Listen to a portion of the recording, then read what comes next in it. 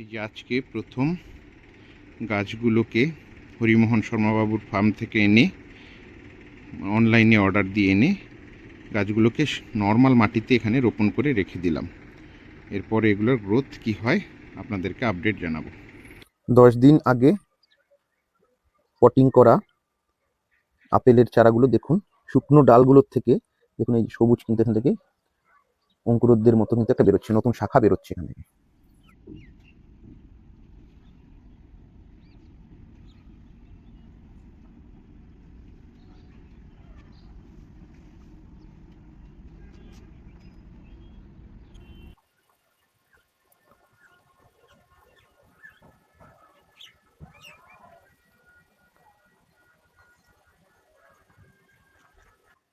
নমস্কার, রারবান গার্ডেনিং চ্যানেলে আপনাদের স্বাগত।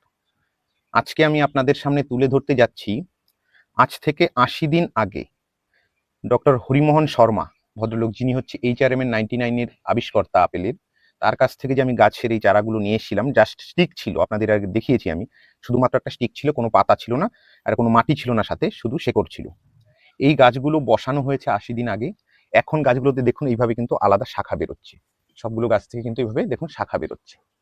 ঠিক আছে, এবার আমি কি, যখন এটা শুরুতে আমি বসিয়েছিলাম শুধু নর্মাল মাটিতে বসিয়ে দিয়েছিলাম, কোনো খাবার দেইনি গাছের সঙ্গে। তো এই মুহূর্তে যেহেতু হচ্ছে প্রায় 3 মাস হতে চলেছে, এখন আমি এর চারপাশে একটু সামান্য পরিমাণ খাবার দিয়ে দেবো।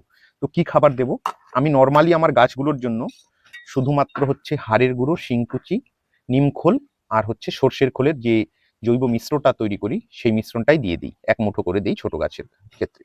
কিন্তু এখানে আমি কি করেছি, এটার সঙ্গে আমি কিন্তু আরো এখানে ভার্মি কম্পোস্টও মিক্স করেছি।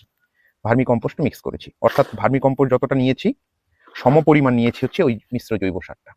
এবার এইগুলো হচ্ছে 8 ইঞ্চি এবং 10 ইঞ্চি টব আছে, তো আমি এগুলোর মধ্যে 1 মুঠো 1.5 মুঠো করে আমি সার দিয়ে দেবো। খুব বেশি দেওয়া যাবে না, গাছগুলো জাস্ট গ্রোথ নেওয়া শুরু হয়েছে, তাই বেশি দেওয়া যাবে না। তো কি করতে হবে, প্রথমে সাইড দিয়ে এইভাবে কিন্তু একটু করে খোদাই করে নিতে হবে, এবং ওইটা কাজটা কিন্তু একদম সন্তর্পণে করতে হবে। গাছের শেকড়গুলো যেহেতু জাস্ট সেটিং হয়েছে এখানে, সেটা যেন ক্ষতিগ্রস্ত না হয়। এই যে দেখুন, এই যে নতুন কিন্তু রুট কিন্তু আসা শুরু হয়েছে, এই দেখুন এই নতুন রুট আসা শুরু হয়েছে, এগুলোই কিন্তু খাবারটাকে সংগ্রহ করবে। তো ওই জন্য কাজটা করতে হবে অনেক সন্তর্পণে। এরপরে কি করবো, এগুলোকে আবার আমি বর্ষার আগে আগে এগুলোকে কিন্তু 14 ইঞ্চির পাত্রে আমি এগুলোকে ওখানে পটিং করে দেব।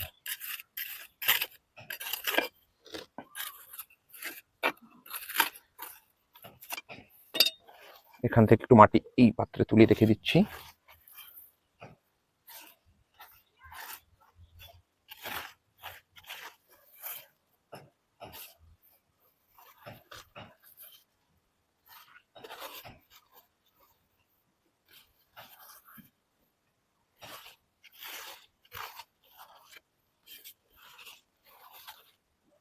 এবার দেখুন এখানে এই যে 1 মুঠো পরিমাণ সার নিয়ে চারপাশে এইভাবে দিয়ে দিলাম। ঠিক আছে, আর একটু এরপরটা 1/2 মুঠো পরিমাণ নেব, যেহেতু এগুলো পুরো স্লোলি রিলিজ করে এই সারগুলো, তাই হচ্ছে এখানে আমি 1.5 মুঠোর মতো দিয়েছি। দিয়ে এবার কি করছি, উপরে এটা ঢেকে দিতে হবে।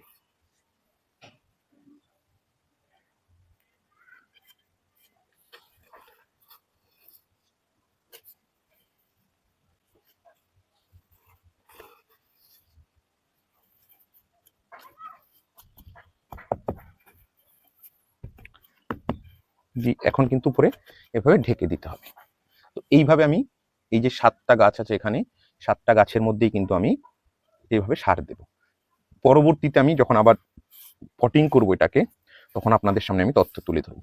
এখনো পর্যন্ত যা পরিচর্যা আমি এখানে করেছি, তাতে হচ্ছে 10 দিন পর পর নিম অয়েল যেটা, সেটা আমি স্প্রে করি, আর সাব ফাঙ্গিসাইডটা স্প্রে করি। কারণ পাতাগুলো যেহেতু খুব কচি, এই সময় কিন্তু বিভিন্ন ধরনের পোকার আক্রমণ হওয়ার সম্ভাবনা থাকে, তাই এইভাবে আপনারাও কিন্তু পরিচর্যা করতে পারেন। ধন্যবাদ।